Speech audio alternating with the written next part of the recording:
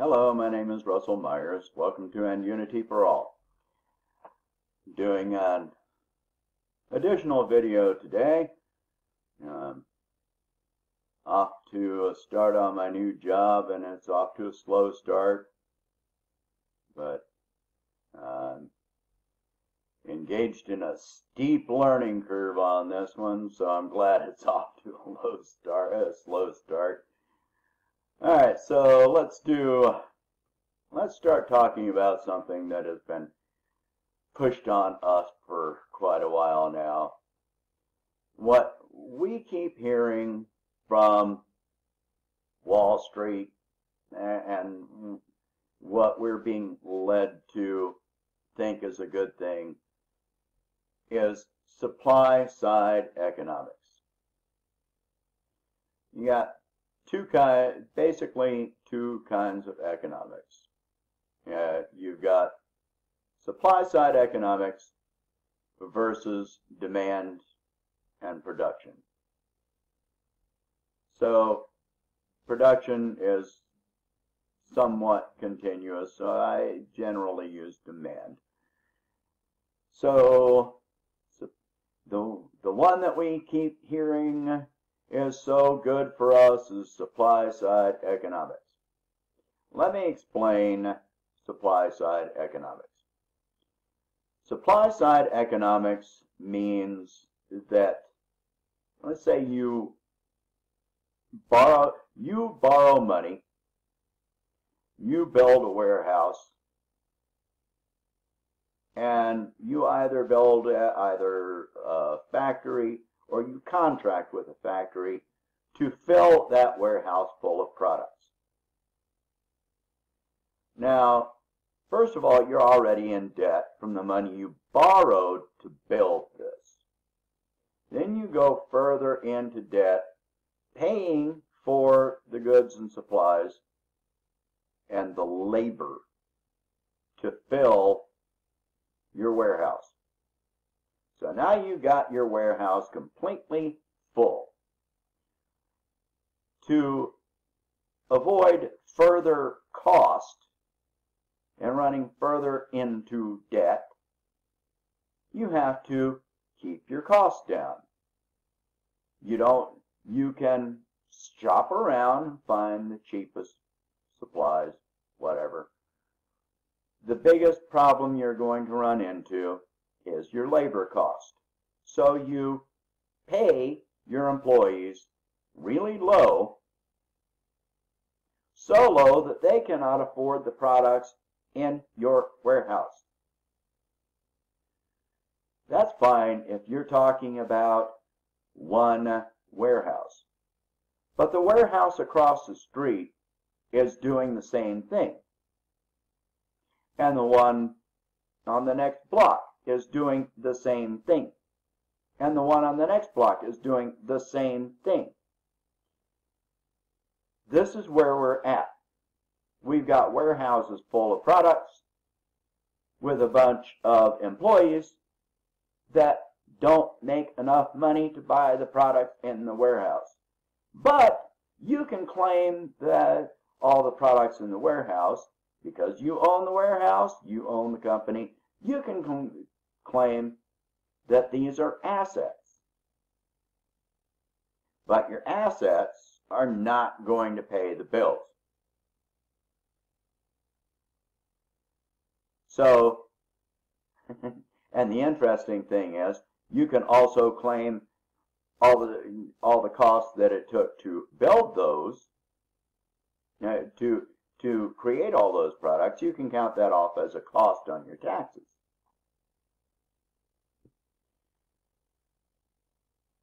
What happens when the warehouse is full and nobody can afford to buy it? Well, then, to avoid cost, you start laying off employees. You cancel the contract or you fire employees that are producing stuff because you don't need any more products, because you're not selling what you've got.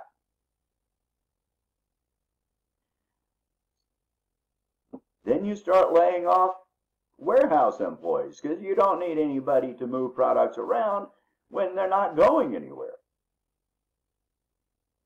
You fire your truck drivers that deliver stuff because the stores aren't selling your product. Where's it going to go if nobody can afford it? And the same is true with building all these new houses. We have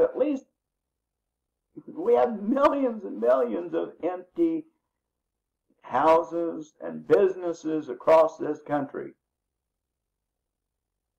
We've got more empty buildings than we've got homeless people.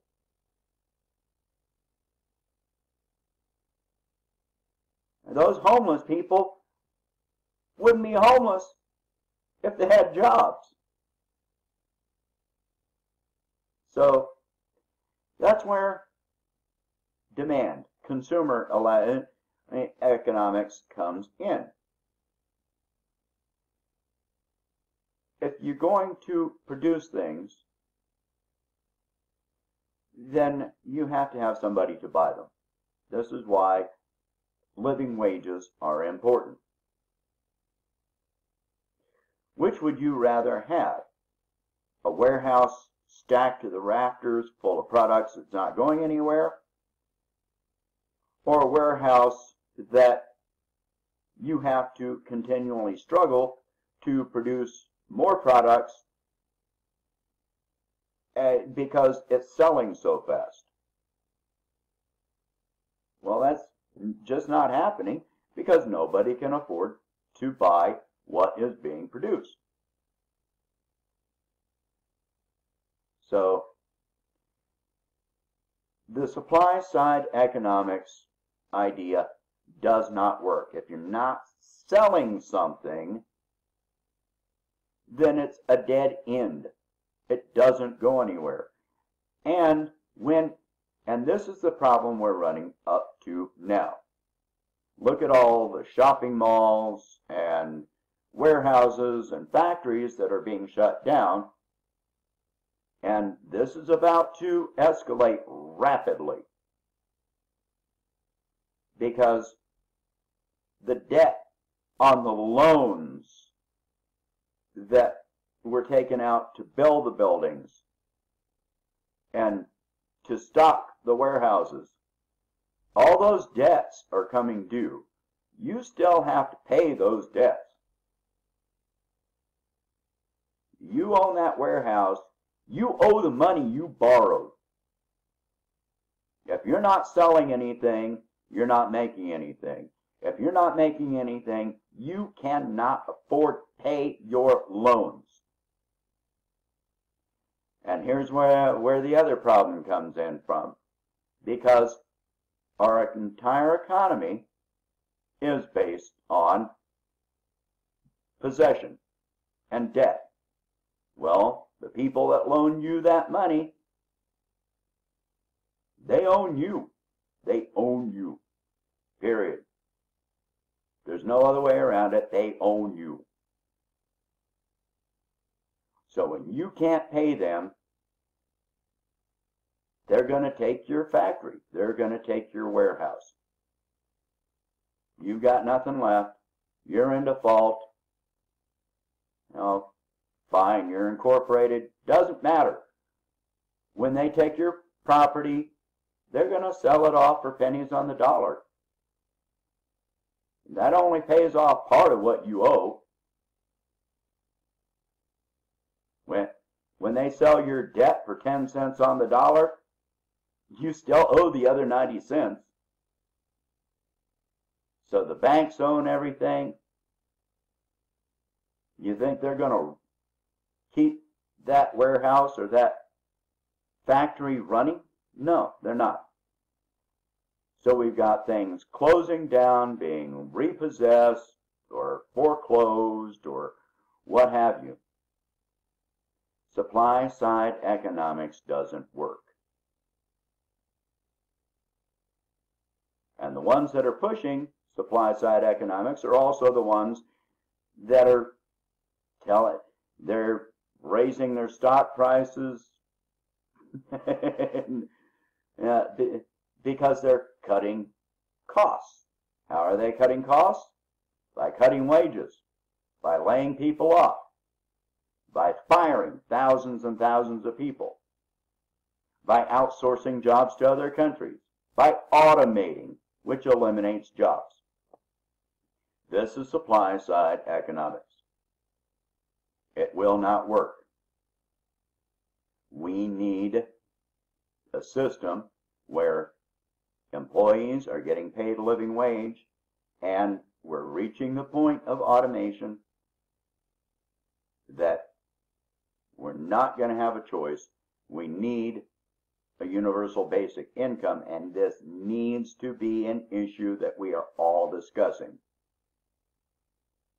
Without an income, nothing can be purchased. Without anything being purchased, nothing's going to be produced. You won't have a need for employees. You won't have a need for your robots and automated systems. Just shut it all down. And we're coming to that point. So a system has to be in place where people can afford to buy houses or rent apartments, to buy products. Otherwise, we're all going to wind up homeless. You shut down one anchor store in a mall, and all of the other stores are going to shut down too, because nobody's going to the anchor store. We've seen this happen in mall after mall, strip center after strip center. It's going to continue, and it's going to get worse. This year, it is going to get worse, because so many of the loans that were made to the malls are coming due, while at the same time brick and mortar stores are moving completely online or just shutting down, going out of business, period. How many large chains have we seen shut down? Circuit City, try and find one. Good luck. Radio Shack, gone. Store after store, chain after chain. Toys R Us, look what they did recently. They shut down most of their brick and mortar stores. They're ceasing to exist. So all the supply side economics is not working, period. It's not working. Stop believing when they're telling you, oh, well, we created 2,000 jobs. Great. What about the 10,000 that were eliminated? And the 2,000 jobs that were just created pay less money than most of the 10,000 that were eliminated. You're lacking 8,000 jobs right there, period. Supply side economics does not work. We've been having it shoved down our throat for decades now. So when you're listening to the news, you need to be listening to things like, well, McDonald's is automating, putting in, order kiosks. Stores are going completely cashierless. When you hear this, what you hear is jobs that are no longer there. And that is supply side economics in a nutshell. All right, well, please share this video. Please hit like and subscribe. And if you can, become a patron on Patreon. And talk to you tomorrow.